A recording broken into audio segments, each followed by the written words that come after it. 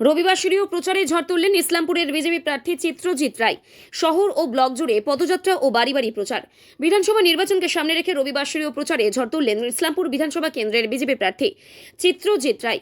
রবিবার সকাল থেকে ইসলামপুর শহরের বিভিন্ন এলাকায় পায়ে হেঁটে প্রচার চালান তিনি।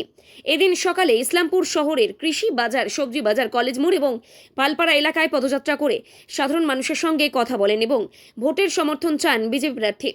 এরপর দুপুরে ইসলামপুরের ভীমসুপারিগঞ্জ ও আদালগঞ্জ এলাকায় ঢাক বাজিয়ে কর্মী সমর্থকদের নিয়ে বাড়ি বাড়ি প্রচার করেন চিত্রজিৎ রায়। প্রচার শুরু করার আগে ভীমসুপারিগঞ্জ এলাকায় বিজেপির প্রাক্তন মণ্ডল সভাপতি শান্তকুমার রায়ের স্মৃতিতে মাল্যদান করেন তিনি। এদিনের ওই প্রচারে ভিন্ন ছবি ধরা পড়ে। কোথাও হাত জোর করে প্রণাম জানাতে, আবার কোথাও বয়স্কদের পা ছুঁয়ে আশীর্বাদ নিতে দেখা যায় বিজেপি প্রার্থী চিত্রজিৎ রায়কে।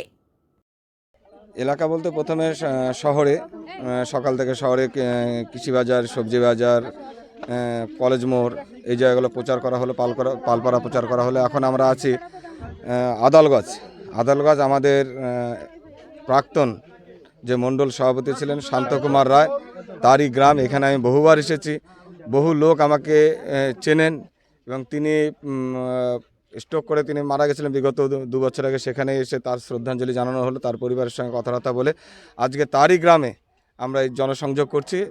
ব্যাপক আস্থা, ভালোবাসা রয়েছে, জনগণও ভালোবাসা দিচ্ছে। হ্যাঁ, বার্তা বলতে কি, পরিবর্তন দরকার, পশ্চিমবঙ্গের পরিবর্তন দরকার।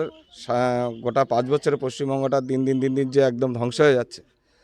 গোটা 15 বছর ধরে মাননীয় মুখ্যমন্ত্রীর নেতৃত্বে যেভাবে যুব সমাজ ধ্বংস হয়ে যাচ্ছে, যেভাবে চুরি ডাকাতি ছিনতাই রাজ্যে বেড়ে গেছে, প্রত্যেকটা দিকে যেভাবে সমস্যা সৃষ্টি তৈরি হয়েছে।